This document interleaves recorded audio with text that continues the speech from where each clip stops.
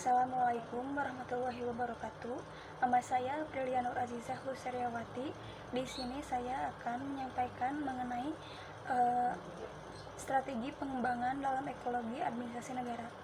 Dalam pengembangan ekologi administrasi negara bisa dilakukan melalui beberapa strategi pengembangan. Di sini saya akan menyampaikan 3 submodel strategi pengembangan. Yang pertama, submodel agraris, yang kedua submodel industrial, dan yang ketiga submodel prismatik. Di sini saya akan menyampaikan mengenai submodel agraris dan submodel industrial. Masyarakat secara dikotomis ini dibedakan menjadi 2 kelompok besar, yaitu yang pertama masyarakat tradisional, sederhana, agraris, dan paguyuban, yaitu sebagai awal untuk perkembangan. Dan yang kedua yaitu masyarakat maju, kompleks, modern, industri, dan pertambahan, yaitu sebagai sisi yang lain dari perkembangan masyarakat. Masing-masing dari kelompok masyarakat ini memiliki model sistem administrasi negara yang tidak sama. Di sini saya juga akan menyampaikan mengenai ciri-ciri dari masyarakat agraris. Yang pertama yaitu pengelompokan dan pelapisan masyarakat di sini berdasarkan keturunan, golongan darah, dan sebagainya. Kemudian yang kedua, norma yang berlaku di dalam masyarakat ini adalah norma yang bersifat partikularistik. Partikularistik di sini yaitu sistem yang mengutamakan kepentingan pribadi di atas kepentingan umum, atau aliran politik, ekonomi, dan kebudayaannya membandingkan daerah atau kelompok sekunder khusus. Dan kemudian 3, jenis pekerjaan yang dimiliki dan dilakukan oleh anggota masyarakat homogen ini pada umumnya di bidang pertanian. Kemudian masyarakat relatif bersifat statis stabil, yaitu segan untuk berpindah ke tempat lain. Yang kelima yaitu pelapisan berdasarkan kehormatan atau kedudukan sosial dan keturunan. Yang keenam, bentuk organisasi primer yang menonjol dan sangat berperan dalam masyarakat. Kemudian aktivitas dalam bidang ekonomi dilakukan untuk memenuhi kebutuhan sendiri, dan banyak biaya yang harus dikeluarkan oleh anggota masyarakat untuk keperluan upacara yang berhubungan dengan kepercayaan tentang kehidupan. Di sini masyarakat agraris mungkin masih menganut adat istiadat yang masih kental. Kemudian di sini juga ada ciri-ciri masyarakat industrial, yaitu penilaian didasarkan kepada prestasi hasil kerja dari seseorang. Kemudian norma yang berlaku di dalam masyarakat ini bersifat universalistik, yaitu berlaku untuk umum.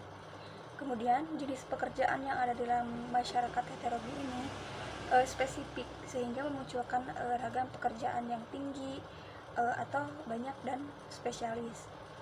Kemudian masyarakat ini bercirikan dinamis, mobile, atau tidak segan untuk pindah, baik yang berhubungan dengan tempat tinggal, jenis pekerjaan, maupun yang lain.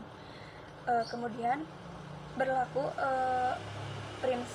prinsip kesamaan antara sesama anggota masyarakat, sehingga lebih tidak dapat ditemukan adanya lapisan-lapisan sosial dalam masyarakat.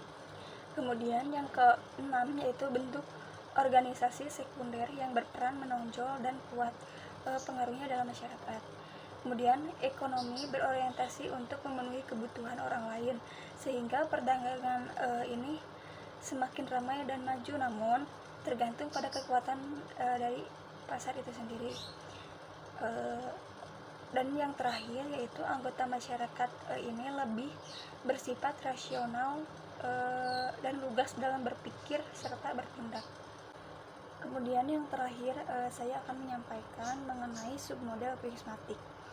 Nama prismatik ini untuk menyebut masyarakat yang sedang berkembang atau berubah berasal dari kata prisma.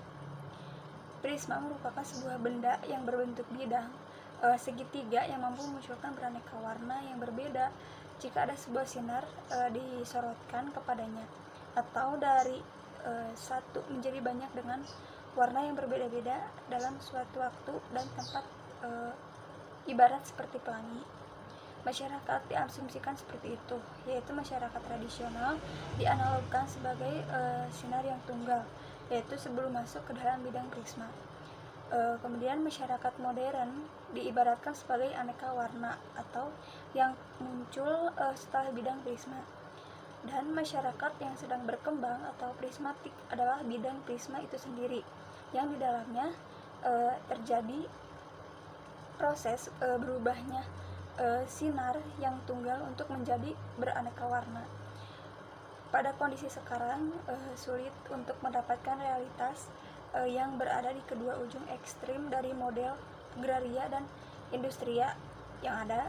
Kebanyakan dalam kondisi transisi ini dari tradisional atau agraris ke modern atau industri.